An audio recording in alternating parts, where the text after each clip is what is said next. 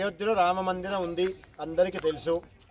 అయోధ్యలో రాముడు జన్మించాడు. అయినా సరే దురదృష్టమో దుర్మార్గమో తెలీదు, మన హిందువులం అది దేవుడు రాముడైనా సరే ఆయన కోర్టు ద్వారా సలక్షణంగా దేవాలయం కట్టాలి అని నిర్ణయం తీసుకొచ్చాడు.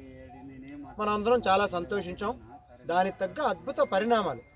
లాక్డౌను, ఏది కోవిడ్ సమయం, అందరు ఎవరిలో వాళ్ళు ఉన్నారు. ఏ గోల లేదు, ప్రకృతి అంతా పచ్చగా మారిపోయింది. ఎందుకంటే పొల్యూషన్ లేదు, ఎవరు బయటకు రాకపోతే. ఇలాంటి ఒక అద్భుతమైన సమయంలో అయోధ్యలో మన ప్రధానమంత్రి మోదీ గారు ఆ భూమి పూజ చేస్తూ ఆ యొక్క ఇటుక రాయి, ఏది వెండిది, అలా చక్కగా అక్కడ పెడుతుంటే అది టీవీలో చూసిన మనందరం పులకరించిపోయామండి. ఏడు చేసాం, ఆనంద భాష్పాలు మనకి. అలాంటి శుభతరుణంలో మా మనసు చాలా ఆనందపడి మనం ఏదైనా రాముడి గురించి చేయాలి అని సంకల్పం. ఏం చేస్తాం? సరే, డబ్బు ఉన్నవాళ్ళు డబ్బులు ఇస్తారు, భూములు ఉన్నవారు భూములు ఇస్తారు. మరి ఏమి లేని వాళ్ళు మాకు మంత్రం తెలుసు, మంత్రం చెప్పాం, ఆనందపడ్డాం. కానీ అంతకన్నా ఇంకేదో చేయాలి. అప్పుడు కలిగిన ఆలోచన హైదరాబాద్ నుంచి అయోధ్య వరకు నడుచుకుంటూ వెళ్ళాలి. ఆయన అయోధ్య నుంచి నడుచుకుంటూ వెళ్ళాడుగా, శ్రీలంక దాకా వెళ్ళాడు కదా, మనం ఎందుకు నడవకూడదు అనే సంకల్పంతో మన నడక మొదలు పెట్టాం. మొట్టమొదటిసారి నేను మా రాజేష్ అని నిజంగా తమ్ముడిలాగా, భగవంతుడిచ్చిన తమ్ముడు ఆయన, అద్భుతంగా మేము అయోధ్య పాదయాత్ర ఇద్దరమే పూర్తి చేశాం. చాలా దివ్యంగా జరిగింది, ఎక్కడ ఏ ఇబ్బందులు లేవు. అది ఏది ఫస్ట్ లాక్డౌన్ సెకండ్ లాక్డౌన్కి మధ్యలో ఎక్కడ ఏ డిస్టర్బెన్స్ లేకుండా నడిచాం. తర్వాత కొండగట్టు గిరి ప్రదక్షిణ ప్రారంభం చేశాం. దేవాలయం నిర్మాణం పూర్తయింది. జనవరి 22వ తేదీ రామ ప్రతిష్ఠ. అప్పుడు మాకు ఇంకొక ఆలోచన కలిగింది. అయోధ్యలో రాముడు కూర్చుంటున్నాడు, బాగుంది. మన రాముడు అయోధ్య వరకు పరిమితమా? కాదు. మరి ఏం చేద్దాం?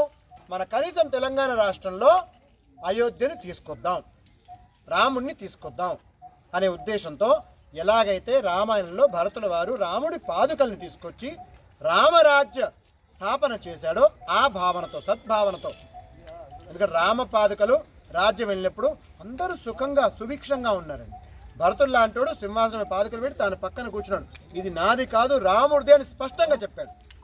అలాంటి ఆలోచనతో కొండగట్టు చుట్టుపక్కన కొంతమంది అద్భుతంగా నాకు సహకరించారు.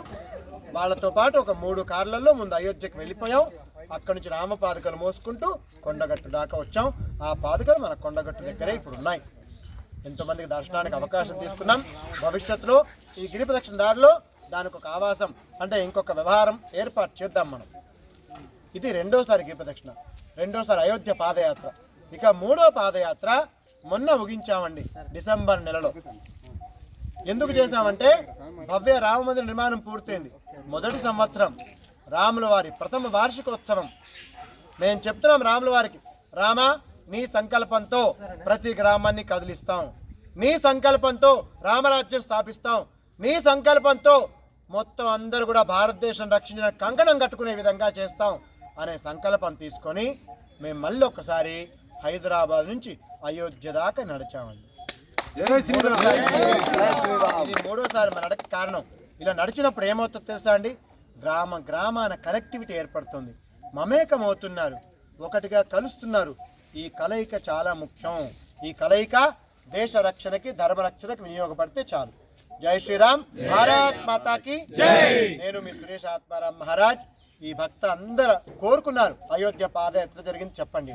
అద్భుతంగా జరిగింది. ఈసారి 60 మంది మాతో పాల్గొన్నారు.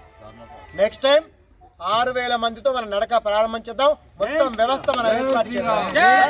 భారత్ మాతాకి జై.